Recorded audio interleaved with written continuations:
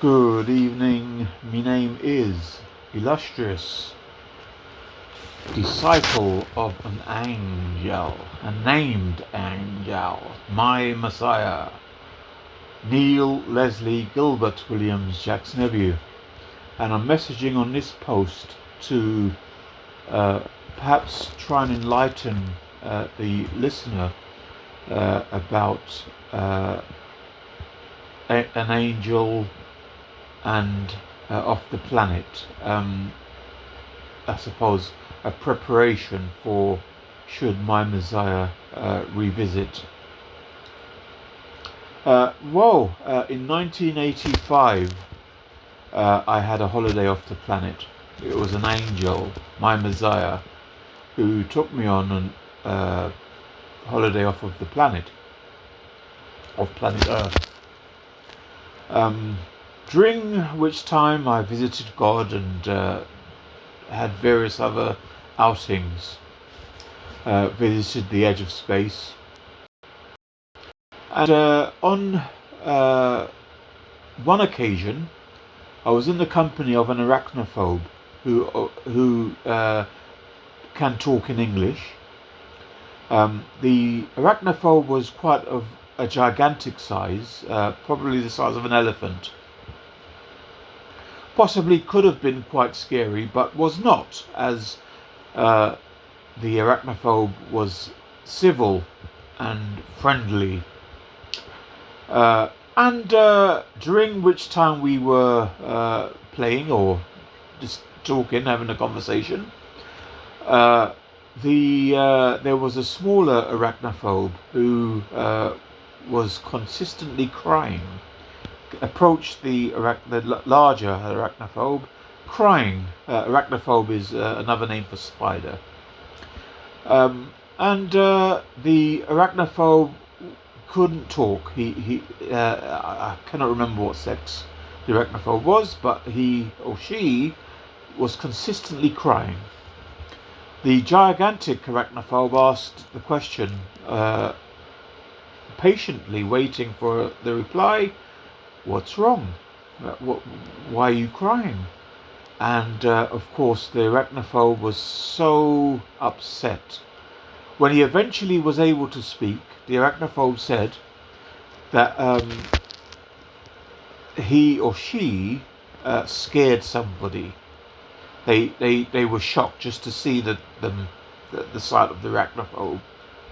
Of course, of which I can relate to in some ways, as people do are arachnophobic, with arachnophobia, have the fear of spiders or arachnophobes.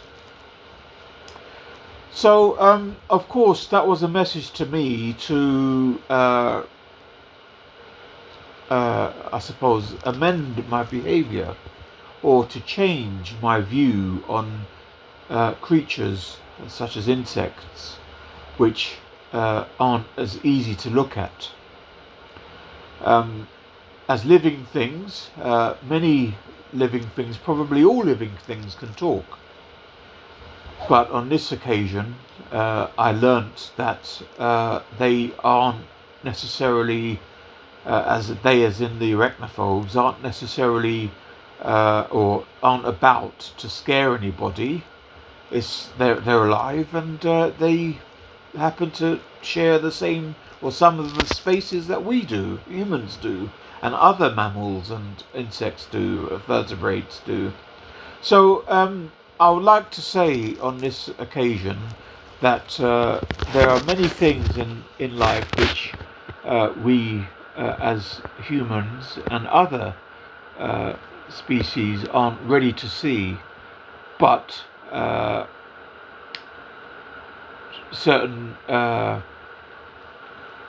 aspects of the reality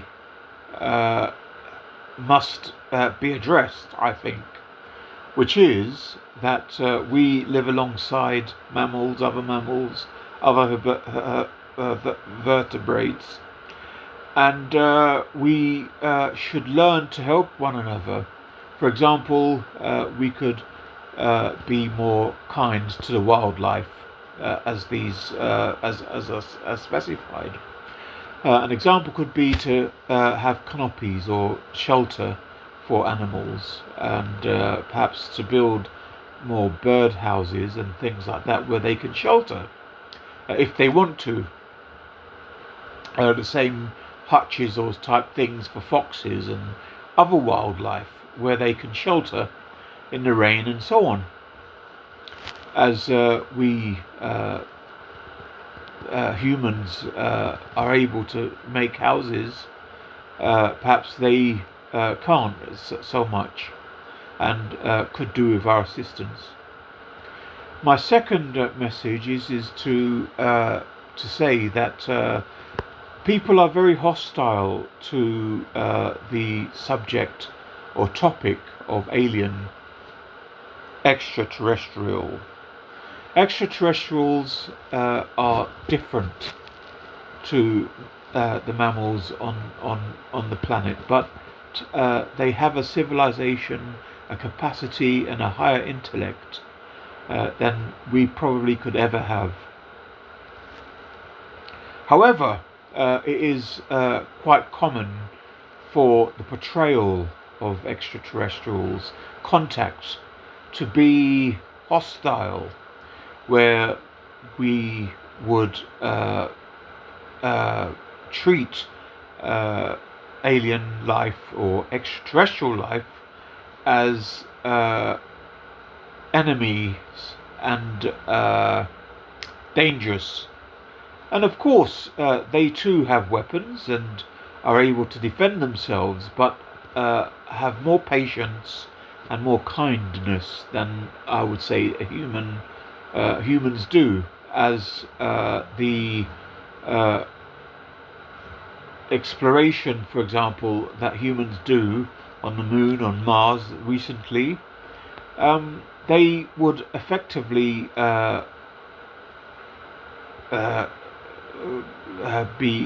close the system down.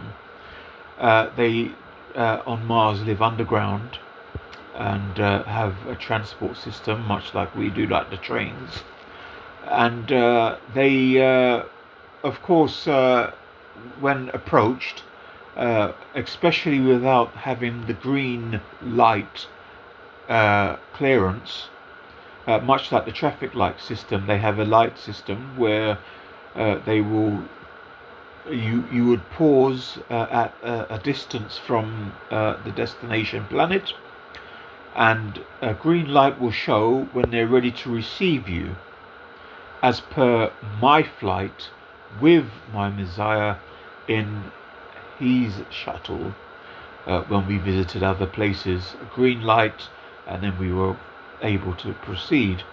Effectively, I believe that is a system, such a system which we don't have on Earth. So when we have explorers, extraterrestrial explorers that orbit, they probably don't see the green signal for them to approach and to land, to take a landing.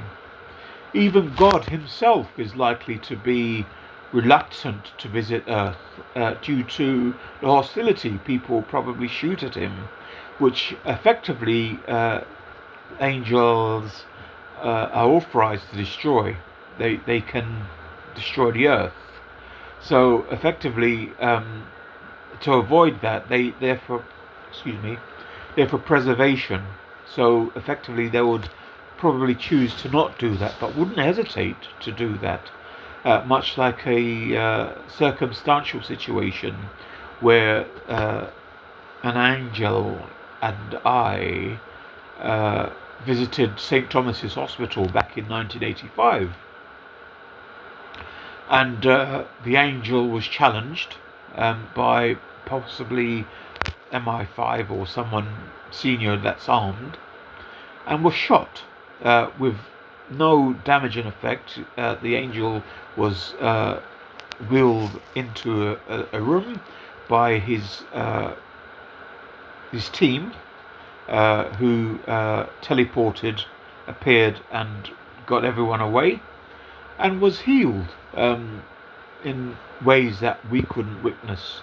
But it was a strange affair, as they had to take over the small brain of the humans, as the extraterrestrial angel who had to escort my Messiah away had the question. He said, what do you want to look at him for? You shot him, and now you want to save him. Make your mind up, sort of thing. And of course I couldn't argue with that logic. I don't think anybody can. Why shoot someone and then want to save them? I mean, the reason for you shooting, or their shooting, would be to kill or to stop them, and of course for them to bleed out, perhaps. So effectively, that wasn't a clever thing to do. And after me pleading with the person with the weapon, I did say that the angel is here visiting. He's with me, and he didn't listen. So of course I tipped out my tears. I wasn't able to stop with anger and frustration at this gentleman. But all the same, I would like to sort of come back to the present. It is likely that my Messiah, an angel, a named angel, will return. Of course, their technologies to appear invisible, and superior weaponry and technologies could walk beside us, could be here, and will be amongst us. And of course, one shouldn't be alarmed, as they aren't there or here to harm anybody. Of course, as like shepherds or the guardians of life for preservation, they are here to help, if here, somewhat, or help us to help ourselves to survive, as they are for preservation. So, going back to the arachnophobe story, of course, people like to stamp on spiders and squash them and so on. Can I ask people to consider to help an insect, or what may be known as pests or whatever, by helping them out? So put them on a piece of paper and let them and transfer it outside, to usher them outside instead of killing them, as they too explore. And of course, when we visit the moon or the Mars or otherwise, it is likely that we are ignored because we haven't clearance to dock, no green light, and also we're not ready to see extraterrestrials as civilized races, as there's various races. In one of my visits off the planet, there were dinosaurs.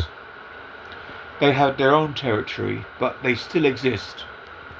They were extinct from the Earth, probably moved away, or flew away, or otherwise they perhaps stopped breeding here, and only stayed in the locations where they are. Friendly too, and extremely polite, and so on. I can say that they do exist. They still exist, as God does. God, or Jehovah, as one of his names, many names, is alive and well. I don't know about Jesus. I didn't hear about Jesus. But what the angel, my Messiah, did tell me was that I, had a drink of water from the cup that was used in as the cup of Christ, I think it's called, the chalice of the Last Supper or something like that. Something, the cup, the eternal life, and so on. My Messiah, a named angel, shed his blood for me too, of which I drank. Tastes like wine.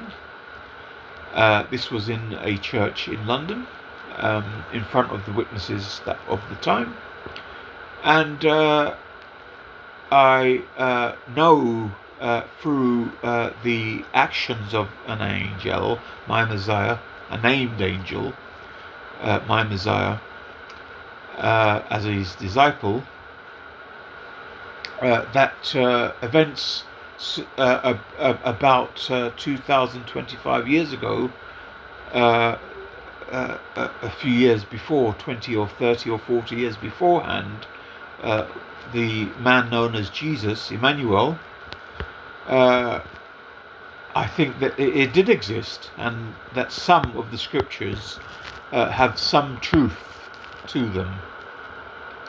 Maybe that could be a comfort to some people, but having witnessed even my sweat turn to blood upon my prayers on my return to earth, thereafter, in fear and in anger about humans' behavior and the direction of which humanity is traveling in, that I humbly had to express my sorrow in a way which was a little bit patronizing, as I was before God, Jehovah, an extraterrestrial who is alive, and speaking or praying in a church was, I suppose, a little silly, as there wasn't a radio or a telephone of which you can hear me by. So I had to adhere to the ways of earth, which is the prayer, in the church. And of course, I associate myself with the church under Christianity, as it's the only place, like a synagogue and so on, where God is worshipped, where even God has an acknowledgement, as the majority of places in societies, God doesn't exist. So I do hope that everyone can view the 10 commandments which God made us, and whether you're non-religious or religious, especially non-religious, as God isn't necessarily a religious being.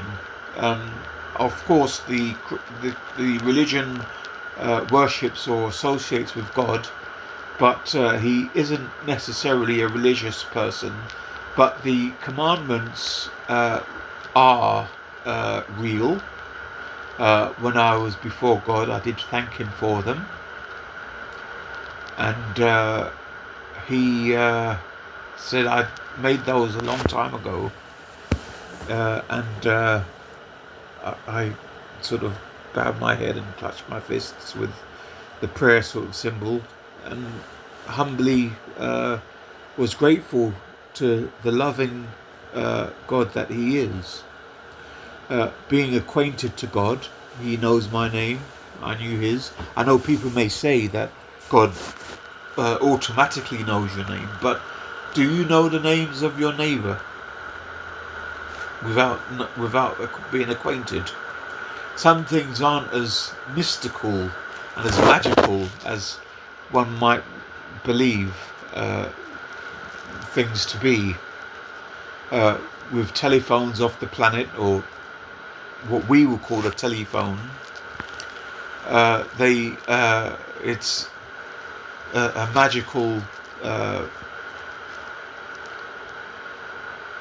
reality of planet Earth, where things are bright and light and loving and kind. So if we are to merge or perhaps know our neighbours, we need to be more obedient to the commandments. We also need to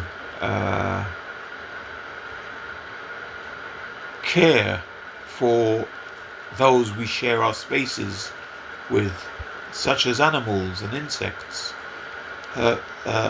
vertebrates and invertebrates, and anything else, such as living things such as plants and flowers and trees,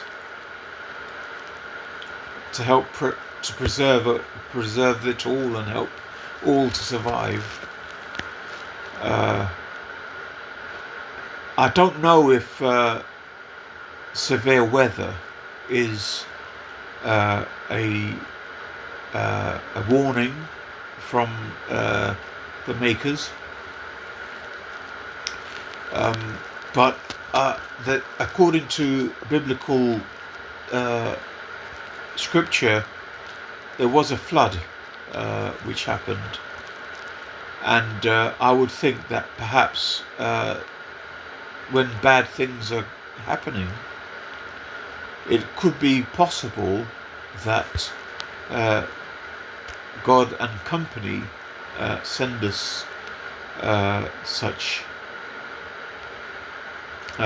weather and so on. I don't know.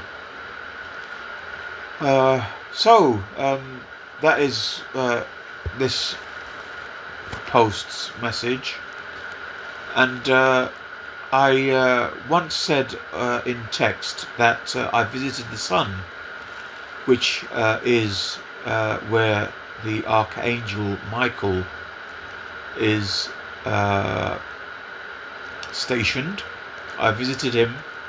I was introduced to him, the Archangel Michael, by my Messiah, named Angel, and the sun is like a light that shines upon the earth, that lights the solar system, sort of thing. It isn't necessarily hot there, as I thought. I thought that it was unapproachable. The angel said, and just to finalize, my Messiah said there's more than just heaven. My Messiah, an angel, said there is such thing as time travel.